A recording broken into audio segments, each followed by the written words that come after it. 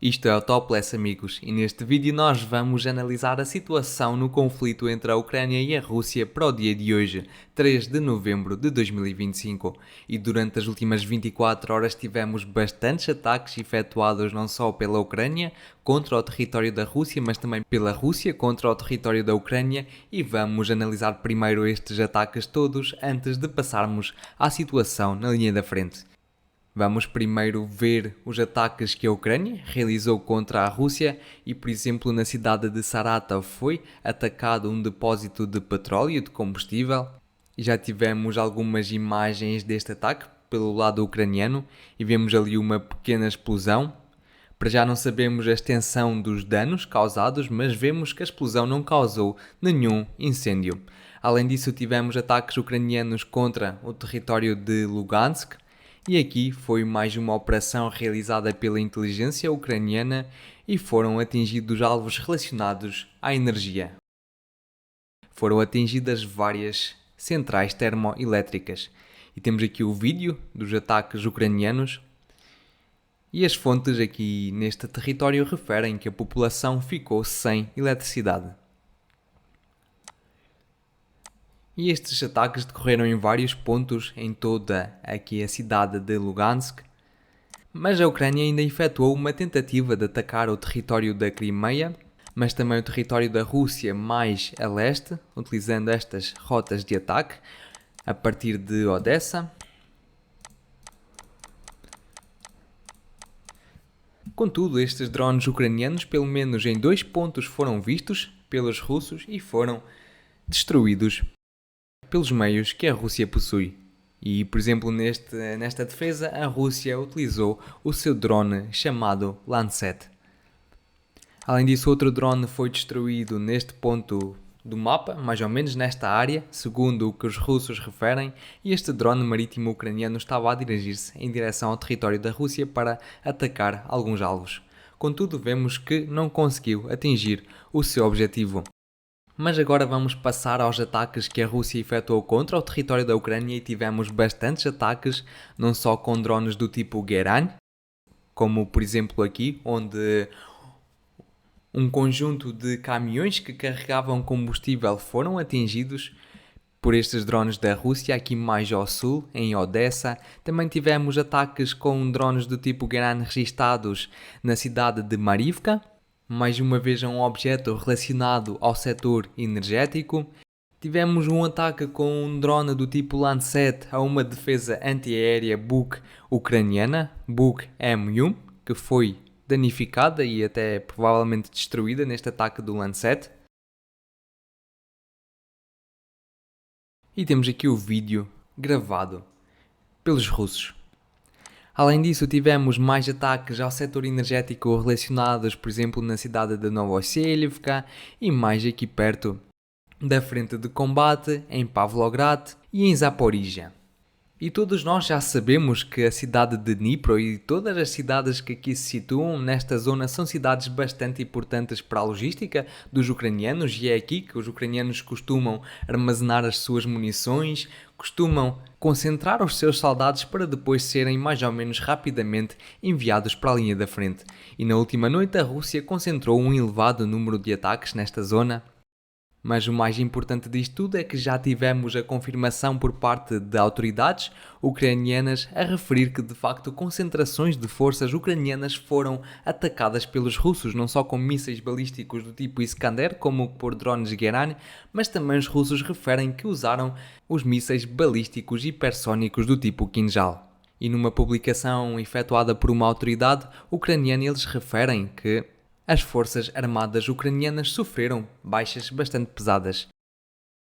Além disso, tivemos uma publicação de um militar, de um oficial ucraniano nas suas redes sociais a referir que estava a decorrer uma condecoração dos soldados ucranianos que lutaram na frente de combate. E esta concentração de forças foi vista pelos russos e foi atacada pelos mísseis balísticos Iskander. Tivemos aqui já as imagens publicadas dos resultados de alguns destes ataques, mas agora vamos passar à situação na linha da frente e vamos começar pela direção de Zaporizhia. E não sei se vocês se lembram, mas há alguns dias atrás nós tínhamos ajustado o mapa de volta à zona contestada, especificamente esta área pintada a vermelho, porque segundo algumas fontes a Ucrânia efetuou um contra-ataque que conseguiu restaurar o controle dos ucranianos sobre esta área, mas durante o dia de hoje as fontes ucranianas publicaram um vídeo no qual mostram um ataque efetuado às posições e soldados russos naquele ponto específico do mapa.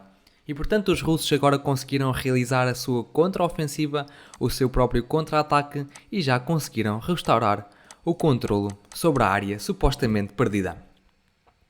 Além disso, tivemos fontes a referir, a relatar que os russos já conseguiram conquistar esta trincheira aqui, que é uma trincheira bastante importante nesta direção, e é importante porque os russos estagnaram completamente a sua ofensiva em direção a Stepnohirsk, porque é uma vila bastante bem protegida. Temos aqui, por exemplo, uma rede enorme de fortificações e de trincheiras, e de facto os russos não conseguem atacá-la pela frente, e até agora não tiveram sucesso nenhum de entrar mais a fundo na vila de Stepnohirsk. E portanto os russos agora optaram por outra tática, que é semi-cercar esta vila e aquela rede de fortificações e de trincheiras pelo norte, cortando a principal via logística, a via de suprimento para as forças ucranianas que neste momento se encontram nestas áreas, e depois avançar em direção a sul, em direção a esta rede de trincheiras, primeiro, numa fase inicial. Isto de facto é o que nós estamos a ver a acontecer nos últimos dias, e isto foi o que eu previ há cerca de 1 ou 2 meses atrás num dos vídeos aqui do canal. Vamos continuar e vamos passar à porção a leste da ofensiva por parte da Rússia. E nas últimas 24 horas não tivemos nenhum ajuste no mapa significativo ou confirmado no mapa, tivemos apenas algumas fontes a relatar que as forças russas já entraram aqui dentro da cidade de Uspeniivka, precisamente naquele ponto do mapa, e ocuparam as primeiras casas e edifícios. Contudo, para já sem confirmação visual para isso, e por isso não vamos para já ajustar o mapa a favor das forças russas. Vamos agora em direção a Pokrovsk, onde está neste momento a decorrer um duelo entre o chefe-geral das Forças Armadas Russas, o general Gerasimov, e o chefe-geral das Forças Armadas Ucranianas, o general Syrskyi. E já algumas fontes aqui na Ucrânia referem que esta batalha poderá ser a última para Syrskyi caso ele perca. E portanto nós estamos a perceber que de facto a cidade de Pokrovsk é bastante importante para o Syrskyi pessoalmente, e ele não vai querer perder esta batalha. Mas agora vamos aos detalhes e entender aquilo que se está a passar neste momento. E nas últimas horas fizemos este ajuste no mapa a favor das forças russas, que conseguiram avançar e conquistar mais edifícios e mais casas já dentro da cidade de Pokrovsk, e tivemos a prova disso, que foi um vídeo publicado pelas forças ucranianas a mostrar um ataque efetuado às posições russas, e alguns destes vídeos foram geolocalizados especificamente naqueles pontos do mapa, naquelas casas, naqueles edifícios, e portanto nós agora não temos dúvida que de facto as forças russas possuem um controle forte sobre todo este território. E portanto da própria cidade de Pokrovsk apenas resta aos russos a conquista desta porção mais a centro e mais a norte, aqui este conjunto de casas mais ao norte e também esta área que se situa aqui. E temos aqui uma fortificação dos ucranianos pintada num tom amarelo mais escuro, que significa que existe aqui uma concentração de prédios e edifícios elevados que de facto servem como fortificação. E em relação à porção sul nós temos estas atualizações, já na porção mais ao norte nós temos mais algumas fontes a referir avanços por parte das forças ucranianas. Neste caso temos relatos por parte de fontes neutras. E portanto, segundo estas fontes, os ucranianos já conseguiram entrar nas primeiras casas da aldeia de Fedorivka. Portanto, enquanto os russos concentram os seus ataques mais ao sul e estão a tentar conquistar a totalidade da própria cidade de Pokrovsk, os ucranianos vão efetuando contra-ataques que ainda não pararam desde as últimas 2 semanas nestes eixos aqui. E não só, mas também neste eixo mais a norte, e aqui até já fizemos um ajuste no mapa a favor dos ucranianos. Por exemplo, esta era a situação que tínhamos durante o dia de ontem. Mas já durante o dia de hoje tivemos de facto a confirmação que os ucranianos possuem pelo menos o controlo forte sobre toda esta região pintada a amarelo. E como prova tivemos um vídeo de um ataque por parte das forças russas contra as forças ucranianas naquelas localizações do mapa, naquela área. E por isso temos aqui a prova que os ucranianos estão a ter algum sucesso aqui mais ao norte. E como eu já referi alguns vídeos atrás, os ucranianos, para conseguirem aguentar mais alguns dias a cidade de Pokrovsk, têm de lançar tudo o que têm aqui no flanco a norte. E é isso precisamente que eles estão a tentar fazer e têm tido algum sucesso, muito limitado, mas muita gente acha que a cidade de Pokrovsk vai durar apenas mais alguns dias e que está prestes a cair mais 2 ou 3 dias e isto tudo vai ser conquistado pelas forças russas. Contudo, eu não considero que isto seja uma boa tática utilizada pelos russos. Não estou mesmo a ver o objetivo dos russos conseguirem conquistar não só a cidade de Pokrovsk como a cidade de Mirnograd o mais rápido possível. E nós aqui estamos numa situação muito parecida às situações de Bakhmut ou de Avdiivka, onde as forças ucranianas também estavam semi-cercadas. Contudo, naquele momento do conflito, de facto os russos precisavam de conquistar aquelas cidades para avançar mais para a frente.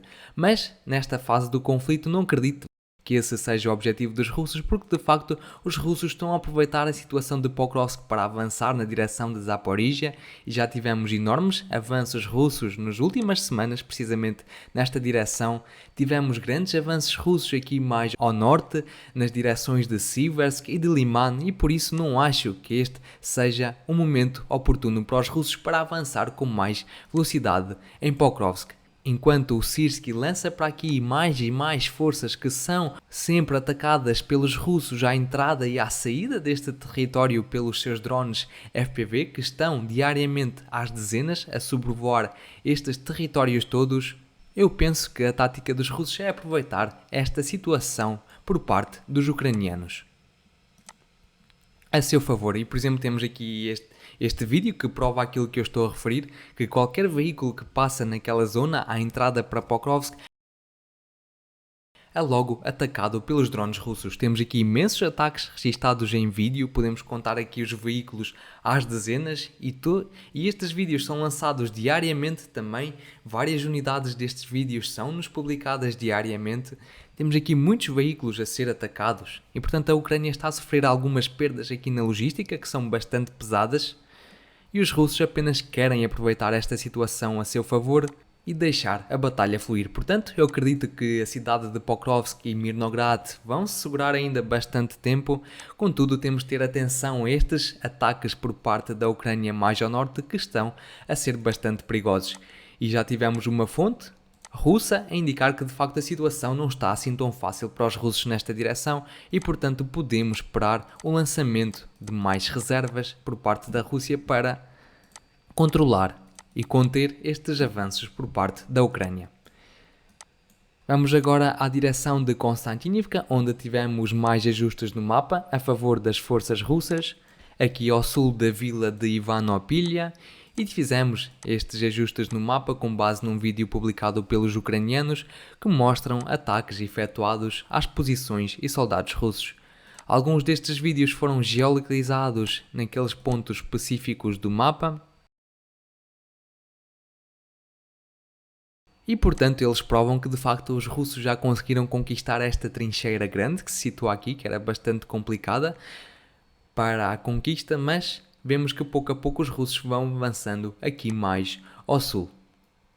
Além disso tivemos ataques com bombas do tipo FAB às posições ucranianas, naqueles prédios, naqueles edifícios altos, como podemos ver aqui, e também tivemos ataques mais ao norte já na cidade de Druzhnivka. Temos aqui dois vídeos, neste vídeo publicado pelos russos, e portanto foram geolocalizados em dois pontos diferentes, como podemos ver. Vamos continuar e agora vamos à direção de Siversk e daqui também não tivemos nenhum avanço no mapa confirmado nas últimas 24 horas, tivemos apenas fontes a indicar que a batalha pela aldeia de Yarova já começou e que as forças russas já estão à entrada desta aldeia e também algumas fontes relataram uma expansão por parte dos russos do seu território controlado aqui mais ao norte. Já da cidade de Kupiansk tivemos aqui uma situação bastante interessante que, pelos vistos, algumas forças ucranianas conseguiram infiltrar-se dentro das posições de defesa por parte da Rússia e fizeram aqui uma operação especial. E segundo vemos aqui, os russos avistaram este grupo de soldados que conseguiu de alguma forma romper as defesas e foi logo atacado por drones FPV. E vemos aqui estes tanques, estes veículos armados que foram utilizados nestes ataques por parte dos ucranianos. Para já, esta é uma situação bastante complicada que nós estamos a ver aqui. Já tivemos algumas fontes pró-ucranianas a indicar que de facto houve esta operação por parte dos ucranianos. Para já não sabemos ao certo quais são os resultados e por isso vamos aguardar e já durante o dia de amanhã poderei atualizar-vos melhor sobre o assunto. Contudo, vamos ter esta situação em mente. Além disso, os russos continuam a atacar os ucranianos e as posições dos ucranianos já dentro desta cidade de Kupiansk. Temos aqui um ataque efetuado com um míssil do tipo Elmur. Já os ucranianos continuam a concentrar as suas forças na aldeia de Moncharivka e os russos continuam a ver estes movimentos por parte dos ucranianos e atacam estas concentrações com bombas do tipo FAB. Já em Sivers tivemos apenas ataques registados por ambas as partes, já há alguns dias que nós não recebíamos ataques deste género, mas tivemos aqui alguns ataques por parte dos ucranianos que confirmam que o mapa de facto está nesta configuração que nós temos aqui. Já por parte da Rússia também temos a certeza que os ucranianos ainda possuem um controle forte, pelo menos daquelas casas e daqueles edifícios que se situam naquela área do mapa. E para hoje são estas as atualizações que eu vos trago. Se gostaram do vídeo, por favor, deixem o vosso gosto, subscrevam o canal e partilhem o vídeo para ajudar o canal. E eu relembro que condeno qualquer tipo de violência no mundo. Até amanhã. Tchau, tchau.